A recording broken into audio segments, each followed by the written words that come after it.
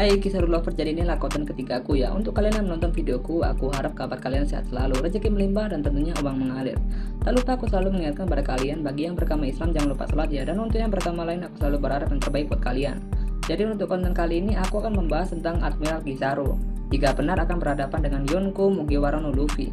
Peta kekuatan dari masing-masing karakter dan kemungkinan jika Oda benar-benar membuat dua karakter ini sungguh akan bertemu pada chapter 1070 atau mungkin 1071 ya. Oke, tunggu apa lagi, langsung aja kita mulai pada topik pembahasannya, let's go. Spoiler, One Piece 1070 menunjukkan akan segera terjadi pertarungan Yonko vs Admiral. Pertarungan yang dimaksud adalah Yonko Mugiwara no Luffy melawan Admiral Kizaru pada One Piece 1070 mendatang. Diketahui, pertarungan mereka sudah dikoda pada chapter 1069 di mana sang manusia magma Akainu melihat Kizaru sudah pergi menuju ke Pulau Egghead, tempat kelompok topi jerami dan Vegapunk berada. Lantas, apakah pertarungan Luffy vs Kizaru akan benar-benar terjadi? Simak penjelasannya. Seperti yang diketahui bahwa kekuatan Luffy saat ini sudah mencapai level Yonko. Bukan hanya itu, topi jerami sudah membagikan buah iblisnya yaitu Gomu Gomu no Mi menjadi Hito Hito no Mi model Nika. Kemampuan tersebut sekaligus membuat Luffy mencapai gear 5-nya dan memiliki kekuatan Dewa Matahari. Bahkan kita tahu bahwa Lucy, agen CP0 tertinggi, tidak hanya dari jabatan melainkan kekuatan, dibuat tidak berdaya melawan Luffy dengan mode gear 5-nya. Lucy sendiri yang sudah melatih kekuatannya bertahun-tahun hingga membuat buah iblis Awakening, namun dikalahkan dengan mudah oleh Kapten Bajak Laut Topi Jerami, Monkey D. Luffy. Pertemuan pertama antara Kizaru dan Monkey D. Luffy. Kizaru atau yang biasa dipanggil Borsalino ini pertama kali muncul pada chapter 504 dan pada episode 398 saat di Pulau Sunbounty dengan kekuatan yang super power hingga hampir mengantarkan Zoro yang ke Yamaha. Dan untung pada saat itu Rayleigh dengan sikap menolong Zoro yang nyawanya hampir tidak tertolong dengan jurus kekuatan cahaya milik Borsalino.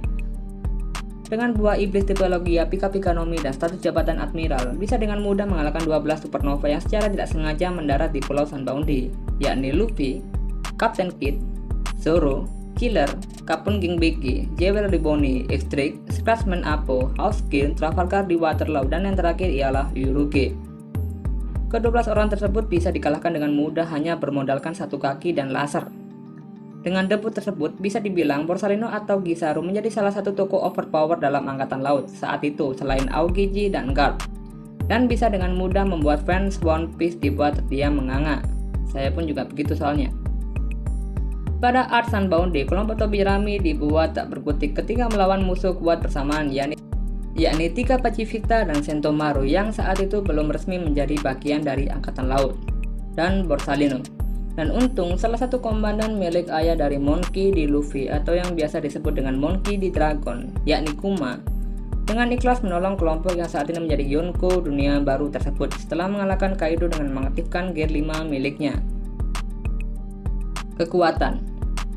Diketahui saat ini Borsalino memiliki 3 jurus andalannya saat di Sunbounty, Marineford, One Piece Film Z, dan One Piece Film Red, yakni Yata no Kagami, bisa diartikan sebagai sebuah cermin keramat yang menjadi bagian dari pusaka kekaisaran Jepang, dan bisa diartikan sebagai sifat kebijaksanaan atau kejujuran.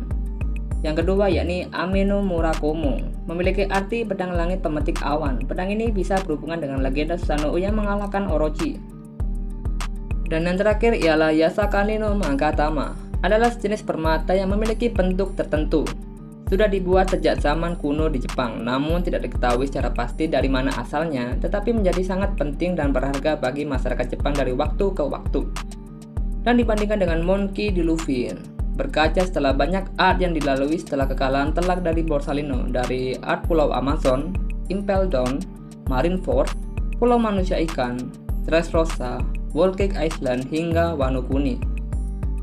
Level dari kapten yang memimpin 5.400 bawahan ini sudah tidak diragukan lagi kekuatannya, apalagi setelah dikonfirmasi bahwa Monkey D. Luffy sudah mengalahkan Kaido di akhir Art Wano, yang dengan susah payah melawan pria yang dijuluki makhluk hidup terkuat tersebut dan mengaktifkan gear 5 miliknya, dengan mengirim Kaido ke lava bawah Wano Kuni.